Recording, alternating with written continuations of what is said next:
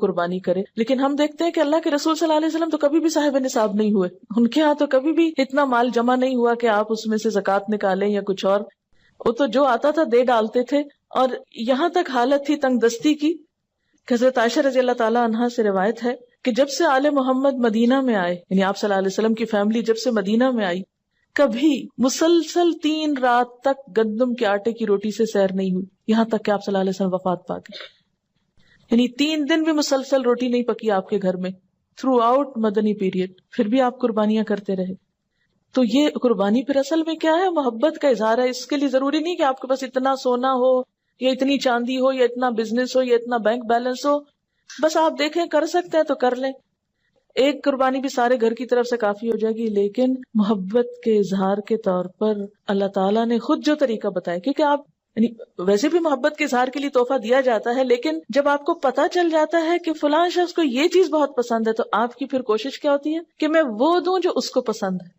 اس لیے جب یہ باتیں کی جاتی ہیں نا کہ غریبوں کو روپیہ دے دینا چاہیے اس دن، اور فلاں چیز دے دینی چاہیے، اس پیسے کو فلاں کام میں استعمال کر لینا چاہیے، فلاں سڑک بنوا لینی چاہیے، فلاں پل بنوا لینا چاہیے، سب باتیں اپنی جگہ ہیں. لیکن آج آپ کے محبوب کو پسند ہے کہ آپ ایک جانور قربان کریں. یہ سارا سال پل بنوائیں، سڑکیں بنوائیں، جو مرضی کرائیں، لیکن آج اس کو کون سا تحفہ پسند ہے آپ کی طرف سے؟ جانور قربان کرنا. کیوں؟ اس لیے کہ آپ کاغذ کا روپیہ کسی کے ہاتھ میں دیتے ہیں نا تو وہ فیلنگ نہیں آتی. جب آپ ایک اپنے پالے ہوئے جانور کے گلے پہ چھری پھیرتے ہیں، تو جن گھروں میں جانور پالا جاتا ہے نا، ان بچوں کو آپ دیکھیں وہ قریب نہیں جاتے، اس کا گوشت نہیں کھاتے کہ ہمارا پیارا جانور جو ہے وہ قربان ہو گیا. روتے ہیں باقاعدہ اس کی.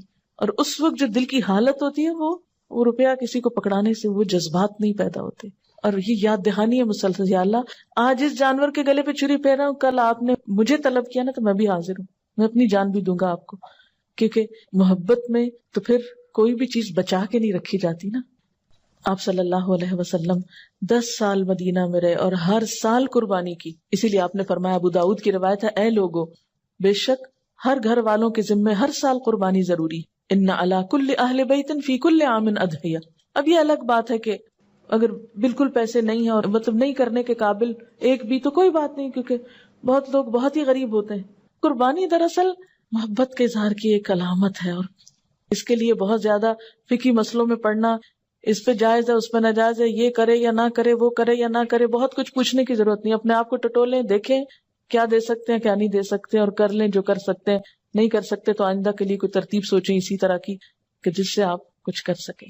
اور اگر کوئی وسعت کے باوجود قربانی نہ کر سکے تو اس کے بارے میں کیا فرمایا کہ جسے قربانی کرنے کی وسعت اور طاقت ہو اور وہ قربانی نہ کرے، وہ مسلمانوں کی عیدگاہ میں حاضر نہ ہو. اب یہ ہے کہ بعض حالات واقعی ایسے ہوتے ہیں کہ انسان نہیں کر سکتا، کوئی جان بوجھ کے نہیں ایسے کرتا، ہمت نہیں ہے. مثلا ایک شخص کی مہینے کی آمدنی 3,000 روپے ہے، وہ تو بچوں کا دودھ بھی نہیں پورا کر پا رہا، 2 وقت کی روٹی نصیب نہیں، وہ کہاں سے قربانی کرے چاہے اس کا دل کتنا بھی روتا ہو. ایسا شخص کیا کرے؟ ایسے لوگوں کو بھی اللہ نے ثواب سے محروم نہیں رکھا. ایک آدمی نے حضور صلی اللہ علیہ وسلم سے عرض کیا کہ میرے پاس قربانی کے لیے تو کوئی جانور نہیں، لیکن میرے پاس دودھ دینے والا ایک جانور ہے، یعنی میرے گھر میں ایک مثلا گائے یا بکری وغیرہ ہے، اسی کو کر دوں؟ آپ نے فرمایا نہیں، اس کو نہیں کرو، کیونکہ اسلام جو ہے نا ایک اعتدال والا دین ہے، دوسروں پہ ان کی وسعت سے بڑھ کے بوجھ نہیں ڈالتا. آپ نے فرمایا نہیں، بلکہ تو عید کی نماز کے بعد اپنے بال، ناخن اور مونچھیں کٹوا اور اپنے پوشیدہ بال مونڈ لے، بس اللہ تعالیٰ کے نزدیک یہی تیری پوری قربانی ہے. اسی لیے ہمیں کیا حکم دیا گیا ہے کہ ذوالحج کا چاند نظر آنے کے بعد نہ ناخن کاٹے جائیں، نہ بال کاٹے جائیں، نہ ہی شیو کی جائے، اور نہ ہی بال اکھاڑے جائیں. نو ویکسنگ، نو تھریڈنگ، نو پلکنگ. اور عید کی نماز کے بعد کیا کیا جائے؟ کیونکہ عام طور پر تو کیا ہوتا ہے، عید کی تیاری میں لوگ اپنے آپ کو سنوارتے بناتے ہیں، بچوں کے بال کٹوائے جاتے ہیں، حجامت کروائی جاتی ہے. لیکن اس عید کے موقع پر عید سے پہلے کچھ نہیں کرنا. عید کی نماز کے بعد جب دوسرے لوگ جانور کاٹ رہے ہوں گے تو آپ کے پاس جانور کاٹنے کو نہیں تو اپنے ناخن کاٹ لیجئے، یہی آپ کی قربانی ہو گئی. یعنی جس کے پاس وسعت نہیں، اور جس کے پاس وسعت ہے قربانی کرنا ہے، اس کے لیے بھی یہی حکم ہے. اور حاجی جو حج کرنے جا رہے ہوتے ہیں تو احرام کی حالت میں بھی ان بالوں کو، ناخنوں کو آپ ٹچ نہیں کر سکتے. تو اس طرح حج والے اور قربانی والے اور بغیر قربانی والے سب ایک چیز میں تو شریک ہو سکتے ہیں نا. یعنی اللہ تعالیٰ ہر ایک کو نیکی کا موقع دیتا ہے.